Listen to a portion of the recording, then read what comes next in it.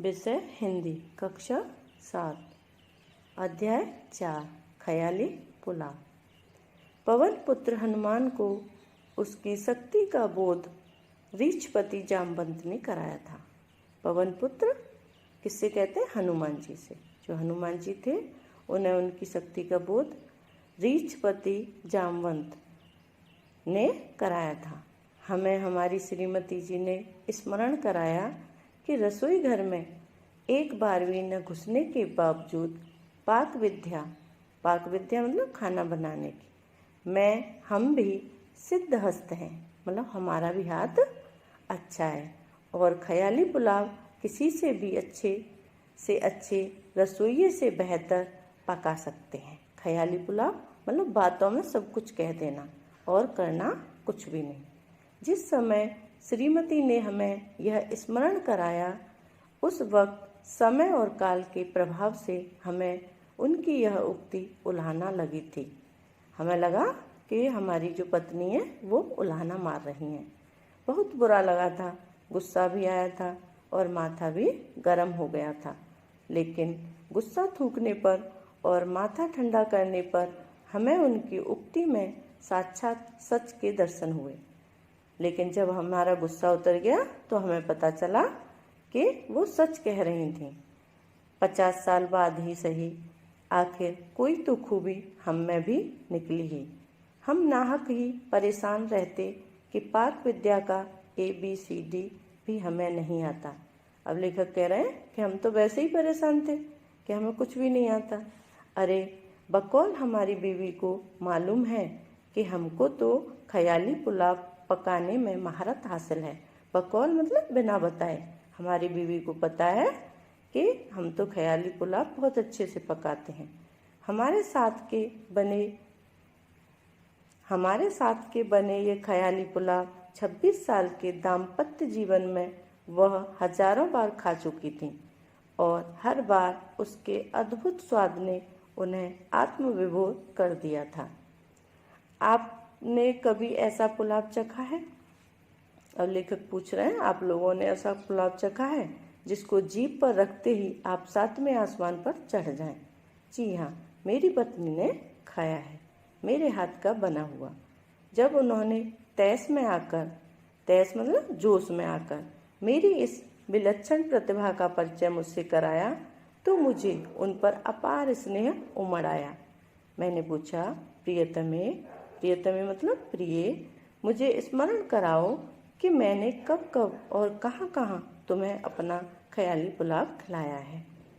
अब जो लेखक है वो पूछ रहे हैं अपनी पत्नी से, क्या मुझे बताओ, स्मरण कराओ, याद दिलाओ। पत्नी को पता है कि मुझे उसकी क्रोधित छवि अधिक भाती है, अतः अपनी वही छवि ओढ़ते हुए पैर पटक कर जवाब दिया, अरे यह पूछो कि कब नहीं खिलाया। अब जो लेखक की पत्नी है वो कह रही है कि ये बात पूछो कि कब नहीं खिलाया, शादी से पहले और शादी के बाद, बस यही तो खाती रही हूँ आज तक। किराए के मकान में खड़ा रखा है। निठल्ले मतलब बिना काम के, कागज काले करते रहते हो और आटा दाल की चक्की में पीस रखा है। पत्नी ने एक ही प्रवचन में कई भिन्न संदर्भों को छू लिया था। इस तरह उनके गुस्से की भड़ास तो निकल रही थी, लेकिन वार्ता का साहित्यिक क्रम नहीं बन पा रहा था। एक लेखक की पत्नी में इतना कौशल भी न हो कि अपनी बात को ठीक से क्रमबद्ध रूप में कह सके तो लानत है लेखक पति पर। अब लेखक बता रहे हैं कि जो बात कह रही थी उनकी पत्नी, उसमें जो साहित्यिक क्रम बनना चाहिए वो नहीं बन पा रहा था, क्योंकि जो उनके पति थे वो लेखक थे और वो चाहते थे कि उनकी पत्नी जो भी बात कहे वो क्रमबद्ध तरीके से कहे। प्रियतमे, तुम्हारे कथन में एक रसता नहीं है। अब लेखक कह रहे हैं कि जो तुम बोल रही हो उसमें एक जैसा भाव नहीं है। तुमने एक साथ 4 सुर छेड़ दिए हैं जिससे सारा राग बेसुरा हुआ जा रहा है। अच्छा हो कि क्रम से एक सुर का रसास्वादन हो जाए। क्रम पर तुम्हारा अधिकार है चाहे 4 बच्चों की माँ से शुरू हो जाओ, चाहे किराए के मकान से। शादी के पहले का क्रम ले लो या निठल्ले और काले कागज़ों का, पर एक बार में एक ही राग छेड़ो। अब लेखक कह रहे हैं कि एक बार में एक ही बात कहो, सारी बातें एक साथ मत कहो। जो तुम्हारी इच्छा है वहाँ से शुरू कर सकती हो। मेरे इस ठंडे मिजाज ने उनका पारा 7वें आसमान पर चढ़ा दिया। मतलब मेरी इन बातों ने, लेखक बता रहे हैं कि मेरी इन बातों ने मेरी बीवी के गुस्से को और बढ़ा दिया। तो अब मेरे जख्म भी तुम सुरताल में सुनना चाहते हो। हाय राम, मैं किसके पल्ले पड़ गई। इससे तो जन्म भर कुंवारी ही रहती तो अच्छा था।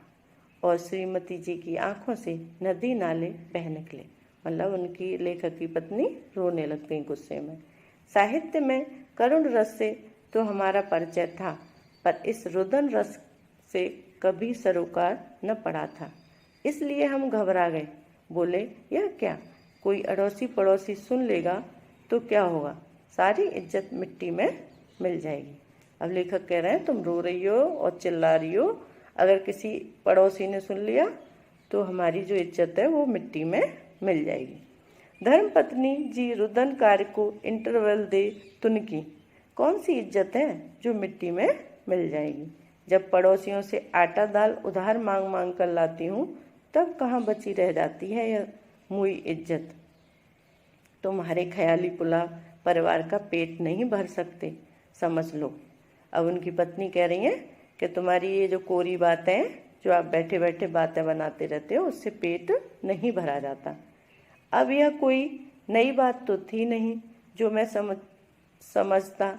श्रीमती जी लाखों बार समझा चुकी थी और मैं लाखों बार समझ चुका था, लेकिन समझने बूझने से ही तो सब कुछ नहीं हो जाता।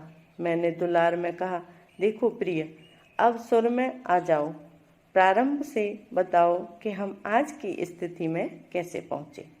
अपने इतिहास का समुचित अध्ययन करके ही तो वर्तमान की भूलों का निराकरण कर पाएंगे। अब लेखक पूछ रहे हैं कि मुझे बताओ कि मेरी गलती कहाँ थी। भाड़ में जाए तुम्हारा इतिहास और उसका निराकरण, 1000 बार बता चुकी हूँ पर कोई फ़ायदा नहीं हुआ है। मुझे और मत बनाओ, क्यों न हम एक बार फिर कोशिश कर देखें।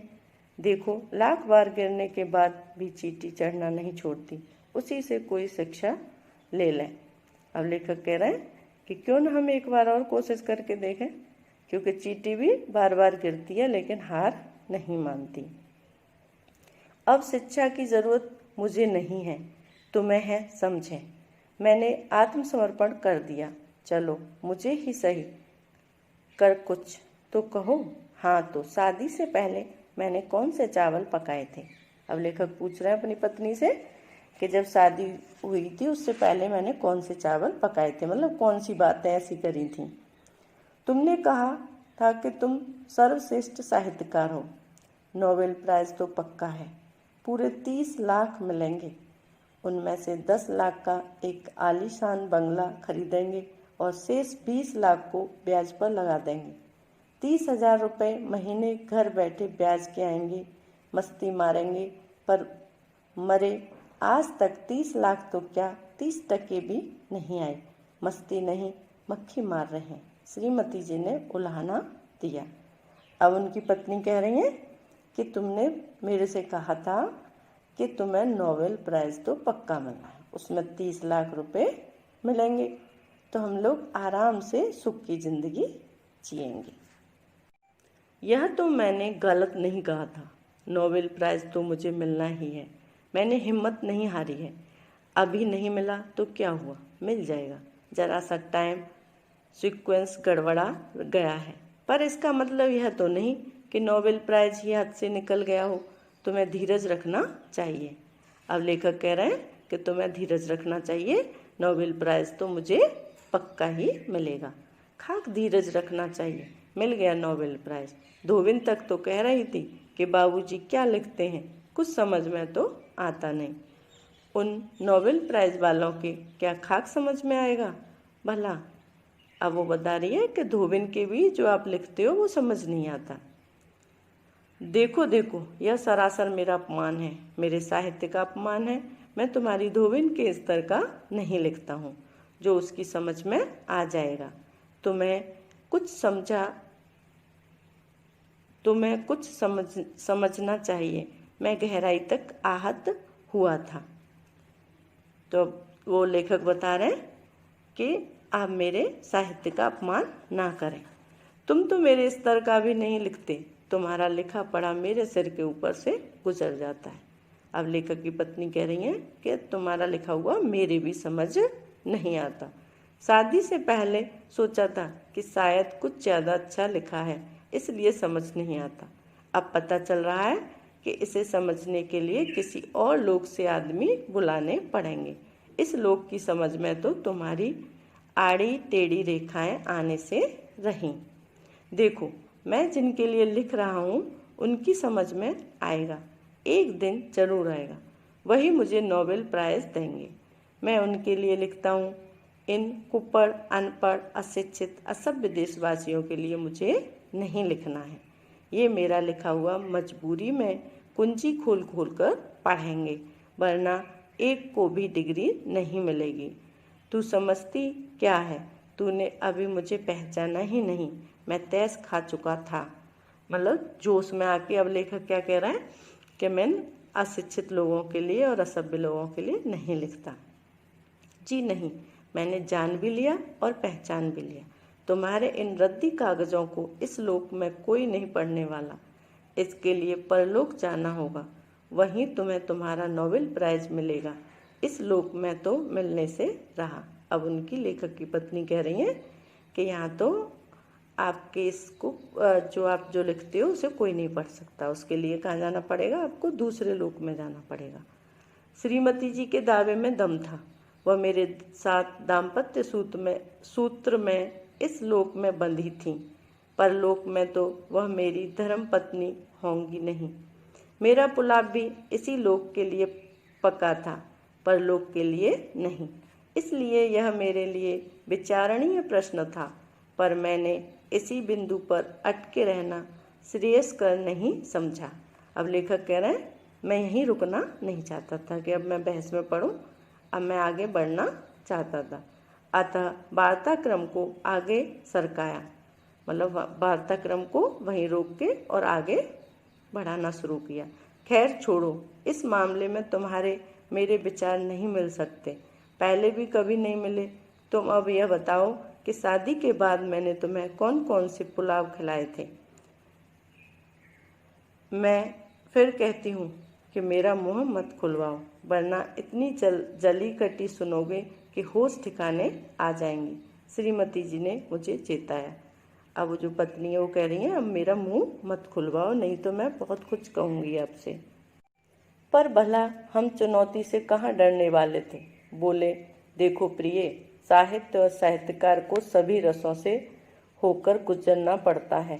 अब तुम्हारे जले कटे रस से घबराकर हम तुम्हारा मुँह तो बंद नहीं करेंगे। अब लेखक कह रहे हैं कि हम इस चीज़ से नहीं घबराते कि वो हमारी बुराइयां कर रही हैं या हमें आईना दिखा रही हैं। तो सुनो, तुमने गोविंद के पैदा होने से पहले क्या कहा था? मुझे तो कुछ याद नहीं आ रहा है, तुम ही बताओ, हमने क्या कहा था भला? कहा था, मुझे प्यारा सा बेटा दे दो, मैं तुम्हारे लिए हीरों का नौलख का हार बनवाऊंगा। हाँ, याद आया, कहा था, पर मैं अपने वायदे से मुकरा कहाँ हूँ। हीरों का नौलख का हार आपको मिलेगा और ज़रूर मिलेगा, मेरा वादा है। बस ज़रा इंतज़ार करना होगा, कहीं से कुछ पैसा आ जाए, फिर देखना वही हीरों का हार तुम्हारे गले में कैसा दमकेगा। अब पत्नी बता रही है कि आपने कहा था कि जब मेरे एक पुत्र दे दो मुझे, तो मैं तुम्हारे लिए हीरों का हार बनवाऊंगा। इंतज़ार तुमने तो सारी ज़िंदगी को ही इंतज़ार बना दिया है। पता है, वह प्यारा सा बेटा अब 16 साल का हो गया है, वह 66 साल का भी हो जाएगा, पर तुम तो यही कहते रहोगे बस अभी थोड़ा सा इंतज़ार और। अरे भाई, गोविंद के बाद तो तुमने मुझे प्यारी सी चुनमुन भी दी है, फिर अपनी सुई गोविंद पर ही क्यों अटका रही हो? अब लेखक कह रहा है कि उसके बाद तो एक बेटी भी हो गई है, तो तुम वहीं क्यों अटकी हुई हो? जी हाँ, जब चुनमुन मांगी थी तब भी कहा था कि अगर एक प्यारी सी बिटिया और दे दूं तो 4 बेड का एक शानदार बंगला बनवा दूंगा, पूरे 500 गज पर। कागज़ पर उसका नक्शा भी खींच दिया था, याद है ना? पर बंगला बनवाने की बात कैंसिल होकर बना बनाया खरीदने की बात तय हो गई थी। बनवाने के झमेलों से तुम भी घबरा गई थी, तो वह बना बनाया भी कहाँ है? मैं तो इसी किराए की 2 कोठरियों में सड़ रही हूँ, श्रीमती जी बिफरी। अब लेखक की पत्नी कह रही है कि आपने फिर कहा था कि मैं एक बंगला बनवा दूंगा, लेकिन वो भी नहीं हो पाया। देखिए, इसमें मेरा जरा दोष नहीं है। 4 बेडरूम का कोई अच्छा सा खाली बंगला हमें अभी तक मिला भी तो नहीं है, और मिलेगा भी नहीं, कम से कम इस जन्म में तो नहीं। क्योंकि अगर गलती से कोई मिल भी गया तो उसको खरीदने के लिए अंटी में पैसा कहाँ है?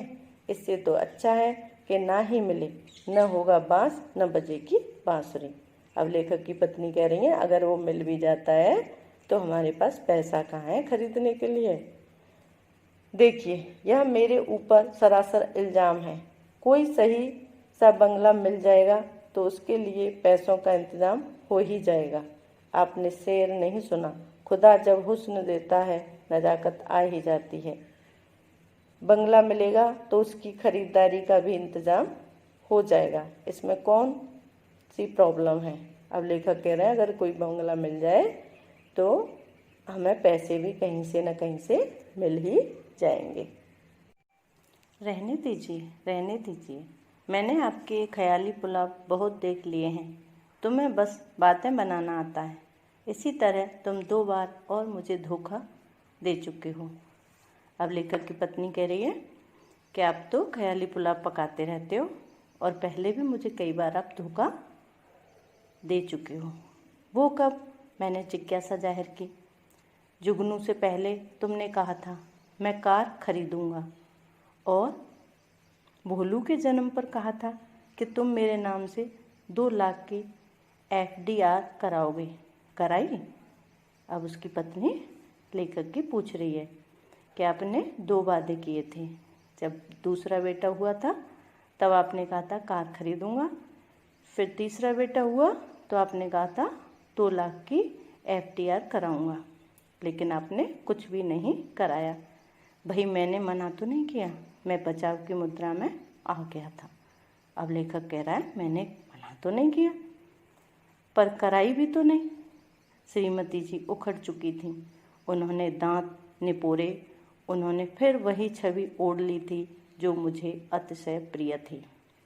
मतलब लेखक की पत्नी बहुत गुस्से में आ गई थी। मैं समझौते पर उतर आया।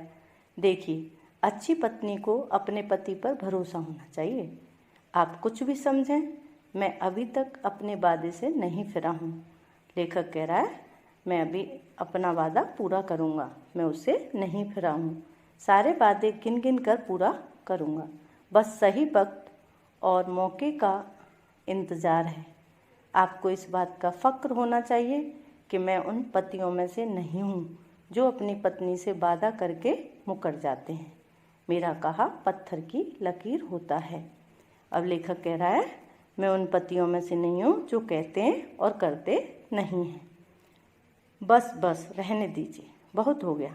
मैं आपके झांसे बहुत खा चुकी हूँ, शादी से पहले और शादी के बाद। आज तक यही ख्याली पुलाव खिलाते रहे हो, अब और नहीं खाऊंगी। श्रीमती जी पैर पटकती हुई रसोई घर में चली गई, आटे और दाल का गड़त बैठाने। अब जो लेखक की पत्नी है वो गुस्से में पैर पटकती हुई रसोई घर की तरफ चली गई। अब मुझे अपने निपुण हाथों से कोई नया पुलाव पकाना होगा जिसकी खुशबू से ही मेरी पत्नी सब कुछ भूल मंत्रमुग्ध हो जाए। अब लेखक कह रहा है अब मुझे कुछ और सोचना पड़ेगा जिससे मेरी पत्नी खुश हो जाए। यह सब कुछ हुआ, पर मैं सचमुच नहीं समझ पा रहा हूँ कि क्या स्त्रियाँ सचमुच मान बैठती हैं कि उनके पति या प्रेमी उनके लिए आसमान के तारे तोड़ लाएंगे। अब लेखक कह रहा है क्या स्त्रियां ये समझती हैं कि जो उनके पति होते हैं और प्रेमी होते हैं वो आसमान से उनके लिए तारे तोड़ लाएंगे, उनकी मांग चांद सितारों से सजा देंगे, उनका दामन संसार की सारी खुशियों से भर देंगे? क्या पति और प्रेमियों के कभी सच न हो सकने वाले असंभव खोखले वादे, उनके सब्ज बाग, उनके दिवा स्वप्न मतलब दिन में देखने वाले स्वप्न, सचमुच उनके महल सजा देते हैं? या फिर इस सब्ज बागों का उल्हाना देते रहना, इन्हें याद दिलाते रहना पत्नी और प्रेयसी की स्वाभाविक अदा पर भारी है? आखिर पत्नियां अपने पतियों के ख्याली पुलाव के छलावे में बार बार आने के बाद भी ये हसीन धोखे क्यों खाती रहती हैं? अब लेखक कह रहा है कि उन्हें पता है कि पति झूठ बोल रहे हैं और ख्याली पुलाव पका रहे हैं, फिर भी जो पत्नियां होती हैं वो धोखा क्यों खाती रहती हैं। धन्यवाद।